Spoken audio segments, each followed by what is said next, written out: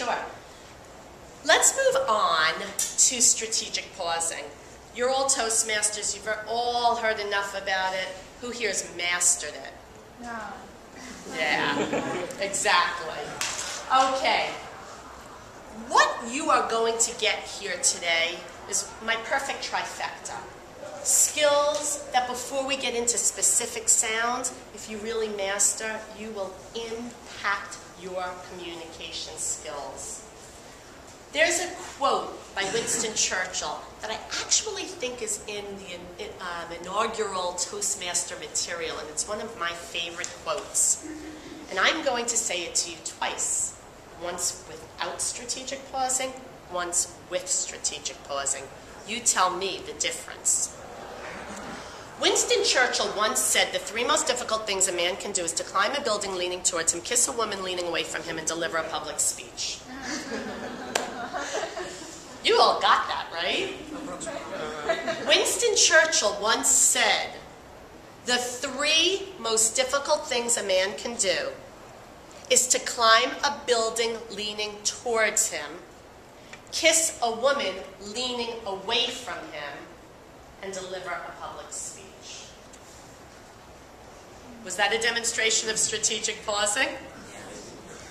What was the difference?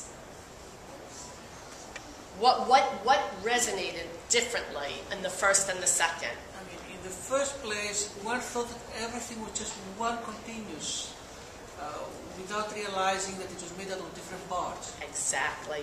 And when people speak, they have a tendency to feel, if I stop talking, you're going to stop listening.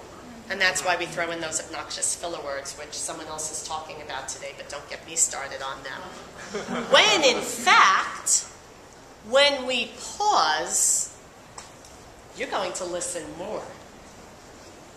You're going to get the point. When I said that second Winston Churchill quote, didn't you really see the building leaning? Yeah.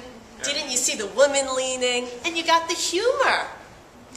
What people don't realize, and I always say to them, I'm a speech language pathologist. For 25 years, I worked with people who had, sad to say, like brain injury of some sort. They had a stroke, they had Parkinson's disease. So part of my skill is not just the speaking part, it's the receiving part, how people receive the message. When you're speaking without strategic pauses, it's white noise, just like you just said.